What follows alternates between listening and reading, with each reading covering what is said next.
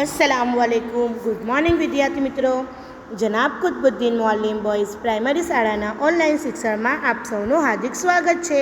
विद्यार्थी मित्रों धोरण 2 विषय गणित विषयनी अंदर 7मो प्रकरण આપણે કરી રહ્યા છીએ જગ અને મગ। એમાં 1 થી 4 પ્રશ્નો પૂર્ણ થયા।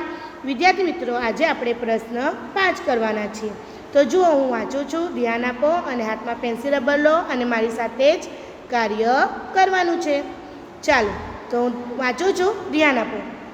પ્રશ્ન 5 પાણીથી ભરેલા પાત્રોનું પ્રમાણ નીચે મુજબ છે, તેના આધારે નીચેના પ્રશ્નોના જવાબ લખો। વિદ્યાર્થી મિત્રો જુઓ સ્વાધ્યાય પોથીમાં અને અહીંયા પણ જુઓ અહીંયા હે ને તમને પાત્રો આપેલા છે પાણીથી ભરેલા 3, આ છે કપ, આ છે મગ અને આ છે જગ। તો 3 કપથી 1 મગ ભરાય, 2 મગથી 1 જગ ભરાય અને 3 જગનો ઉપયોગ કરીશું તો 1 પાણીની ડોલ ભરાશે। વિદ્યાર્થી મિત્રો ફરી પાછું બોલું છું, ધ્યાન આપો। 3 કપ પાણી ઉમેરીશું, રેડીશું તો મગ ભરાશે। કેટલો મગ? 1 મગ। 2 મગનું પાણી રેડીશું તો 1 જગ ભરાશે અને 3 જગનું પાણી રેડીશું તો શું ભરાશે? 1 પાણીની ડોલ ભરાશે।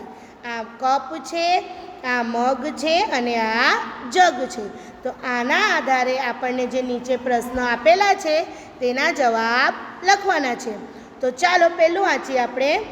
પ્રશ્ન 1 2 મગ બરાબર ખાલી જગ્યા કપ। જુઓ આ 1 મગ અને આ 1 મગ, તો 2 મગમાં કેટલા કપ પાણી સમાય? તો વિદ્યાર્થી મિત્રો 1 મગમાં 3 કપ પાણી સમાય અને બીજા મગમાં 3 કપ પાણી સમાય। તો 2 મગમાં કેટલા કપ પાણી હોય? 1 2 3 4 5 અને 6। તો 2 મગમાં 6 કપ પાણી સમાય। સમજ પડે છે ને?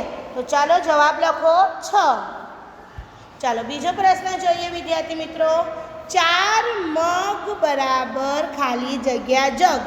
આપણને મગ આપેલા છે તો 2 મગ રેડીએ તો 1 જગ ભરાય, બરાબર। 2 મગ પાણી રેડીએ તો 1 જગ ભરાય અને બીજા 2 મગ પાણી રેડીએ તો બીજું જગ ભરાય। તો 4 મગ પાણી રેડીશું તો કેટલા જગ ભરાશે? 1 અને 2। તો જવાબ શું આવશે? 2 જગ, બરાબર। સમજ પડી? ચાલો હવે ત્રીજો પ્રશ્ન જોઈએ। શું આવે છે?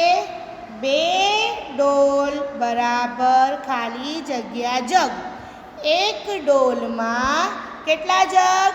3 જગ। બીજી ડોલમાં 3 જગ। તો 2 ડોલમાં કેટલા જગ થયા? 1 2 3 4 5 6। તો જવાબ શું આવશે?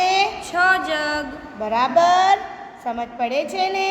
તો ચાલો સ્વાધ્યાય પોથીમાં લખો વિદ્યાર્થી મિત્રો। ચાલો આગળ જોઈએ। હવે શું આપેલું છે વાંચો। જો 1 ડોલ બરાબર ખાલી જગ્યા કપ। હવે અહીંયા આપણને શું લખવાના છે? કપ લખવાના છે। તો ચાલો 1 ડોલમાં 3 જગ। તો વિદ્યાર્થી મિત્રો જુઓ 1 ડોલમાં 3 જગ, પણ આપણને જગ નથી શોધવાના છે તો શું શોધવાનું છે? મગ? ના, મગ પણ નહીં, આપણને શું શોધવાના છે? કપ શોધવાના છે, બરાબર છે। તો જુઓ વિદ્યાર્થી મિત્રો 1 ડોલમાં 3 જગ પાણી સમાય, 1 જગમાં 2 મગ પાણી સમાય અને 1 મગમાં 3 કપ પાણી સમાય। તો આપણને 1 ડોલમાં કેટલા કપ પાણી સમાશે? તો 1 મગમાં 3 કપ, બીજા મગમાં 3 કપ, ત્રીજા મગમાં 3 કપ, ચોથા મગમાં 3 કપ, પાંચમા મગમાં 3 અને છઠ્ઠા મગમાં 3 કપ। કેમ આપણે કપ? કેમ કે આપણને પ્રશ્નમાં કપ જ પૂછેલા છે કે કેટલા કપ પાણી સમાય। તો ચાલો વિદ્યાર્થી મિત્રો ગણીએ। 1 2 3 4 5 6 7 8, 9, 10, 11, 12, 13, 14, 15, 16 ને 18. તો એક ડોલમાં 18 કપ પાણી સમાય. સમજ પડી? એક ડોલની અંદર 3 જગ, એક જગમાં 2 મગ અને એક મગમાં 3 કપ. તો આવી રીતે 18 કપ પાણી સમાય. ચાલો આગળ જોઈએ. પ્રશ્ન નંબર 6. વિદ્યાર્થી મિત્રો, એક ડોલમાં ખાલી જગ્યા મગ. કેટલા મગ? 6 મગ. કેવી રીતે? તો જોઈએ, આપણે સમજૂતી મેળવીએ. એક ડોલ, એમાં 3 જગ પાણી સમાય. એક જગમાં 2 મગ પાણી સમાય. સમજ પડી?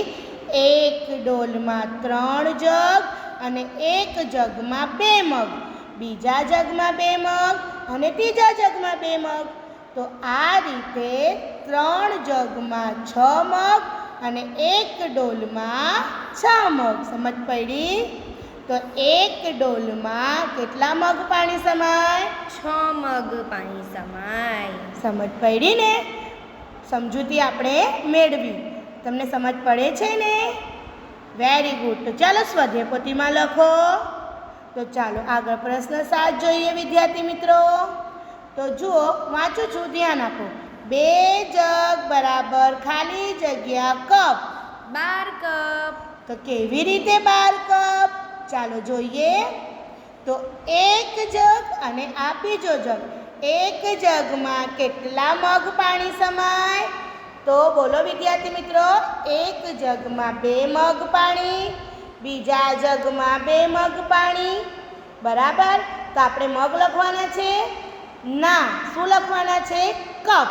તો હવે એક મગમાં 3 કપ, બીજા મગમાં 3 કપ, ત્રીજા મગમાં 3 કપ અને ચોથા મગમાં 3 કપ. એટલે આપણને કેટલા કપ?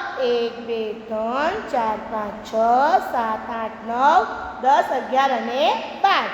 એટલે કે 2 જગ બરાબર 12 કપ પાણી સમાય.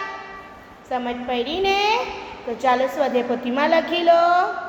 ચાલો હવે પ્રશ્ન 8, છેલ્લો પ્રશ્ન. જો વિદ્યાર્થી મિત્રો, 2 ડોલ બરાબર ખાલી જગ્યા કપ. હવે આ એક ડોલ અને આ એક ડોલ, એટલે 2 ડોલમાં કેટલા કપ પાણી સમાય? તો એક ડોલમાં 3 જગ, બીજી ડોલમાં 3 જગ. હવે એક ડોલ, એક જગ એટલે 2 મગ, તો 3 જગ એટલે 6 મગ, બીજા 3 જગ એટલે બીજા 6 મગ. સમજ પડી? 2 ડોલમાં આપણને કપ શોધવાના છે. તો ચાલો હવે એક મગ એટલે 3 કપ, બીજા મગ એટલે 3 કપ, ત્રીજું મગ એટલે 3 કપ. આવી રીતે બધા જ મગમાં 3 કપ પાણી સમાશે. આપણે 2 ડોલના જગના પાણી શોધવાના છે. 2 ડોલના કપ શોધવાના છે. તો એના માટે જો એક ડોલમાં 3 જગ, એક જગમાં 2 મગ અને એક મગમાં 3 કપ પાણી સમાય છે. તો આવી રીતે 2 ડોલમાં કેટલા કપ પાણી સમાશે?